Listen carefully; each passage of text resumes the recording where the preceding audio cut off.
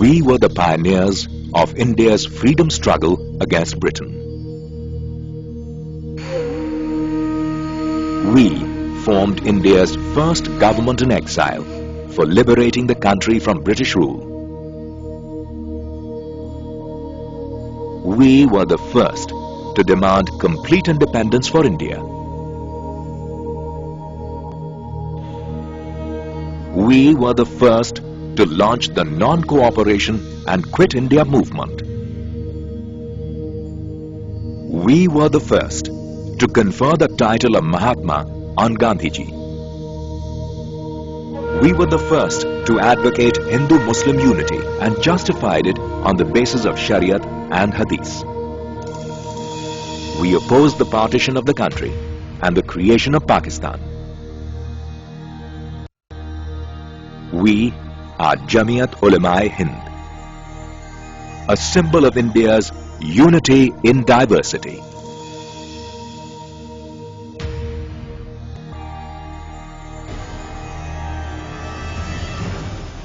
The Mughal Empire ceased to exist in India the day troops belonging to the East India Company entered Delhi and took Emperor Shah Alam under their protection.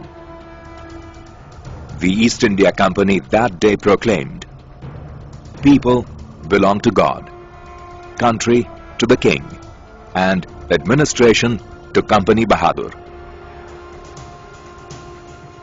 The brave ulama, however, refused to bow before the British forces, and the great religious scholar Shah Abdul Aziz even issued a fatwa saying, "Our country has been enslaved. To fight for independence is now our duty." When India's first war of independence broke out in 1857, the ulama fought shoulder to shoulder with rebelling forces in a bid to throw the British out of the country. East India company ने ये ऐलान किया कि जहां भी मौलवी मिले पकड़ो और मार डालो।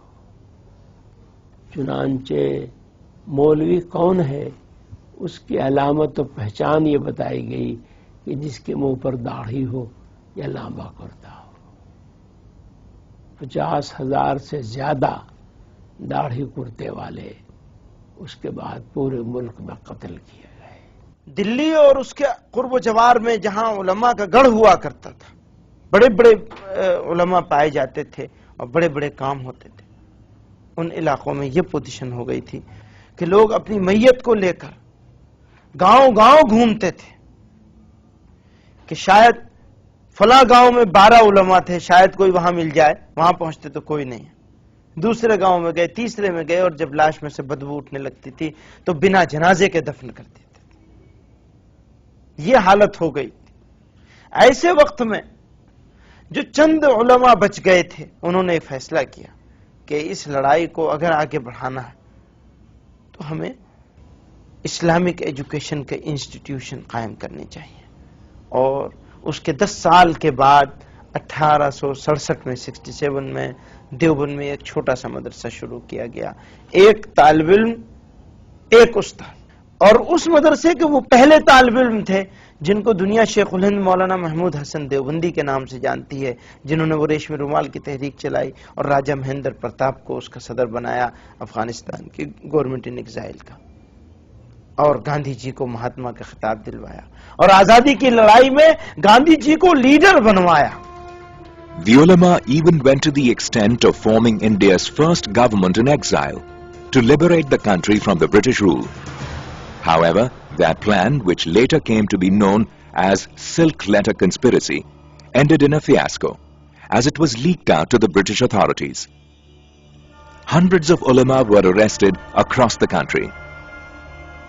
Sheikhul Hind, Maulana Mahmud Hassan, and his favorite disciple, Maulana Hussain Ahmad Madni, were deported out of the country and were imprisoned in a jail in Malta. This setback convinced the ulama that they could not free India by waging an armed struggle against the British. In 1919, they decided to launch a mass campaign under the banner of Jamiat Ulema-e-Hind. Jamiat remained on the forefront of India's freedom struggle and was the first organization to call for the complete independence of the country. Public opinion को form करने में जमीयत का कोई मुकाबला नहीं है जंग आजादी के। ये सबसे बड़ी चीज थी कि जब फियर इतना छा चुका था लोगों के माइंड पे कि ब्रिटिश सरकार के खिलाफ बोलना तो दूर की बात, उनके बारे में सोचना भी लोगों ने छोड़ दिया था। ऐसा जहन बन चुका हो, आप अपने रूलर से इतने मरूब हो चुके हो कि आपकी आजादी की ख्वाहिश मर चुकी हो, ऐसे वक्त में कुछ लोग उठे और आपके दिल में आजादी की ख्वाहिश को जगा दे, इससे बड़ा कोई रोल नहीं हो सकता। Be it the non-cooperation movement or the boycott of foreign goods, Jamiat leaders worked shoulder to shoulder with Gandhiji. On the 5th of August 1942, Jamiat launched the Quit India movement, which led to a massive uprising against the British rule in the country and culminated in India becoming an independent state.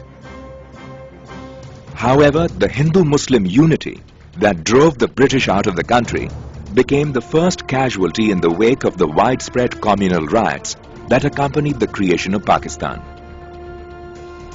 Jamiat leader Maulana Hussain Ahmad Madni toured the entire country and appealed to the Muslims not to be misled by Jinnah's Muslim League and firmly opposed the creation of Pakistan. वो तो यही कहते थे कि तुम लोग धोखे में मुब्तला और मुल्क को तबाह कर रहे हो और बहुत बड़ा कत्लेआम होगा। जमीयत तो बहुत मुखालिफ थी पाकिस्तान बनने के, बहुत ज़्यादा शद्दत के साथ मौलाना फजल रहमान जो मुजाहिद मिल्लत गुजरे हैं, गांधी जी के बहुत करीब थे, बहुत कोशिश करते रहे वो भी गांधी जी से कि पाकिस्तान को तस्लीम नहीं करना चाहिए और जलसों में बड़े बड़े जलसों में शदीद मुखालफत करते रहे, पाकिस्तान नहीं बनना चाहिए। उन पर उन्होंने मुस्लिम वालों ने हमले भी कराए और उन्हें जो है कि परेशान करने की बहुत कोशिश की गई, मगर सब बर्दाश्त करते रहे और मुस्लिम लीग की मुखालफत करते रहे बराबर। The trail of communal riots that accompanied the partition of the country is still continuing in India. There have been over 30,000 incidents of riots since India got independence on the 15th of August 1947. Even official records reveal that 85% killed and property lost in riots were those of Muslims.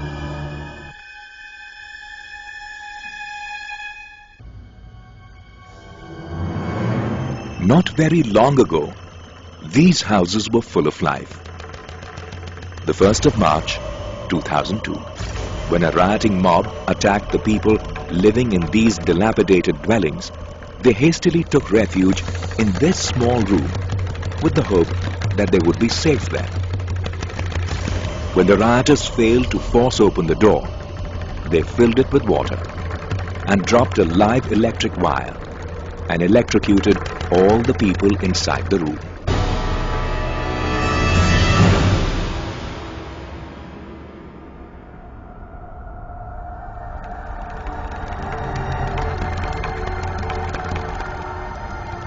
"33 bodies were recovered in this narrow street when the police reached here the next morning. The only crime those hapless victims had committed was that they were all Muslims." Indian Muslims have faced the problem of security and identity from the day one after the country got independence. Even today, it's not literacy or development, but protection remains the most important issue for the Muslims in India. It's ironic that instead of being treated as an equal stakeholder of Indian society, the Muslims in India remain a despised minority, disliked by a large section of majority. Instead of ensuring their safety and security, even the police and governments in India often become their worst enemies.